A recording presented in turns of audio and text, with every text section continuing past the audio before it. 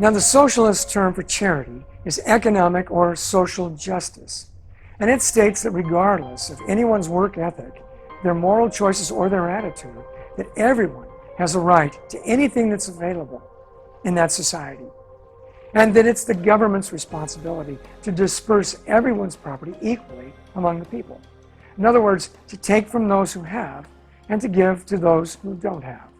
The traditional American biblical standard regarding charity or welfare is much different, though.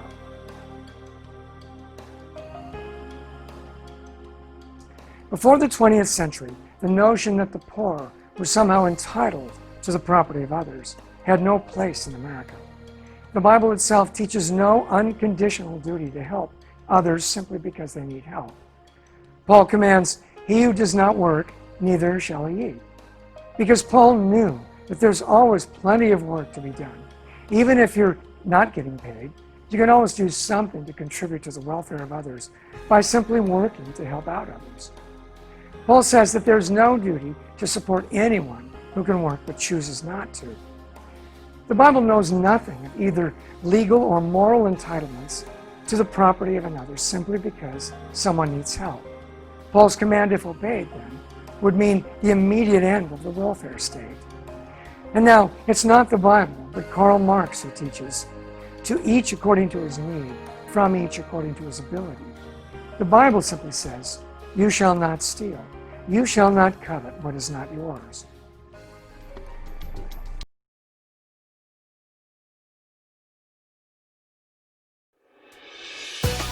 Now, some people attempt to justify a socialistic or communistic economy, and they'll cite Acts 2:44 through 45, where the early church kind of bonded together and sold their goods together, and they lived in a sort of communal system. But if you read through the book of Acts, you find that that communal system didn't last. And why? If you look at the story of Ananias and Sapphira as an example, you see that communism fails because simply man is sinful.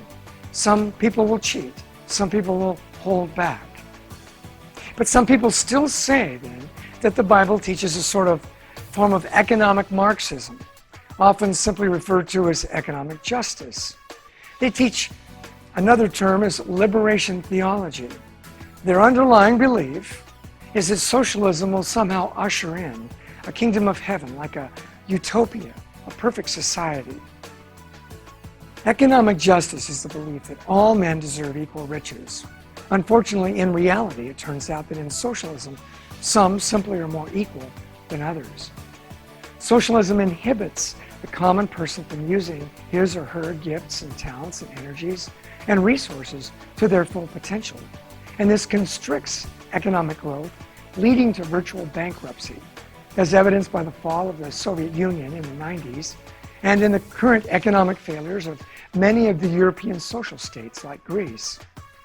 But biblical economics is based upon justice. Biblical justice prefers no person or class over another. As it says in Galatians 3:28, there is neither Jew nor Greek, there is neither slave nor free, there is neither male nor female. We are all one in Christ. And in 2 Thessalonians 3:10, it says, he who is not willing to work, he should not eat. Any law, therefore, that gives an advantage in the economic sphere to anyone, rich or poor, violates biblical justice. Why? Because biblical justice requires equal rights before the law, not equal incomes. True economic justice is not based on equal income, but on equal opportunity. Now, where does wealth come from? Let's compare the free enterprise or capitalistic system with that of socialism. You see, there are two opinions on where wealth comes from.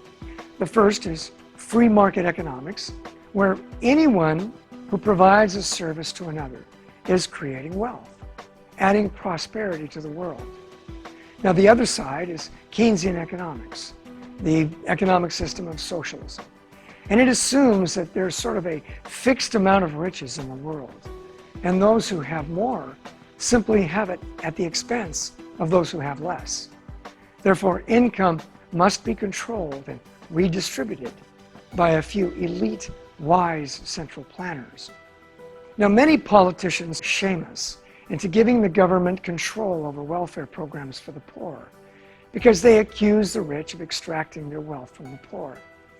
Now, this view just simply doesn't match reality. In free market economics, the wealthy ordinarily create more wealth for everyone. In fact, anyone who works will create wealth.